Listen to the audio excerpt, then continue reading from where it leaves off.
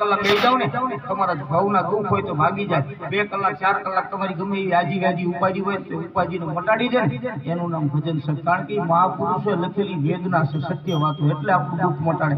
ઈ ધીરો ભગત 6 મહિનાનો દીકરો તો માને રજા લઈને યાત્રા કરવા નીકળી ગયા ટૂંકમાં વાત કરું 1 વર્ષ 2 વર્ષ 3 વર્ષ 25 વર્ષના વાળા વીતી ગયા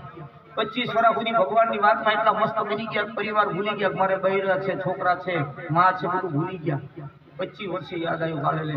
મારે તો એક નાનો એવો છોકરો તો 6 મહિનાનો મારી માં છે મારી પત્ની છે લાવડ એકવાર મારા ગામમાં આટો મારી આવ્યો એ 25 વર્ષે ધીરો ભગત એના ગામમાં આટો મારવા માટે આવ્યા ને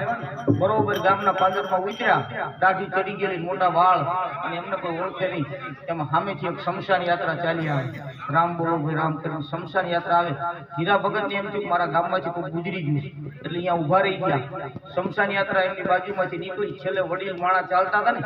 એની બાજુમાં ધીરા ભગત જોડાઈ ગયા ધીરા ભગતે કીધું કોણ ગુજરી ગયું છે તો એ વડીલ માણસે જે વાત કરી છે એ મહાપુરુષની વેદના ભગતે પૂછ્યું કોણ ગુજરી ગયું ત્યારે ઓલા વડીલ માણસે વાત કરી કે અમારા ગામમાં એક ધીરો ભગત હતા ને એને એકનો એક દીકરો હતો ને એને આજે જ યારું કર્યું સર્પદંશ થયો ને એનું મૃત્યુ થયું સાહેબ કલ્પના કરો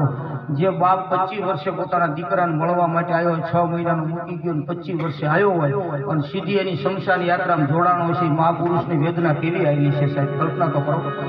એ કોઈને કીધું નહીં કે દીકરો મારો છે હું એનો બાપ છું એ બધાની યાત્રા શમશાન યાત્રામાં જોડાઈ ગયા અને ચિતા ઉપર ઉભા રહી ગયા બધા પાછા નાવા મળી ગયા ને એ ધીરા ભગત એકલા ચિતા પર ઉભા રહી ગયા આ ભજન એને પોતાના દીકરાની ચિતા પર ઉભા રહીને લખ્યું સાહેબ આ મહાપુરુષે એના પોતાના દીકરાની ચિતા પર ઉભા રહીને ભજન લખ્યું અને જગતને શીખવાડ્યું કે આ સંસારમાં ખોટા કૂદવા કરતા કંઈક જેની હારે આવવાનો છે ને જે સાચો ધણી છે સમૃદ્ધ ધણી એનું થોડું સમરણ કરજો એનું ભજન કરજો જગતને આવા વિચાર આવશે તમારી વાંહે કોઈ 2 જણા 5 દી ભજન કરશે ઈ ભજન કરજો ભજન કરશો ને તો ઈશ્વર તમારી નોંધ કરશે ધીરા ભગત ઉભેલા ને એક લાકડું આમ ફળકતું એમાંથી ધુમાડો નીકળે ને આકાશમાં વયો જાય આ જોઈને એના હૃદયમાંથી પ્રેરણા ફૂટી અને ધીરા ભગતે વાણી લખી સાહેબ પોતાના દીકરાની ચિતા પર જગતને મને તમને યાદ કરાવવા શું કહે સાહેબ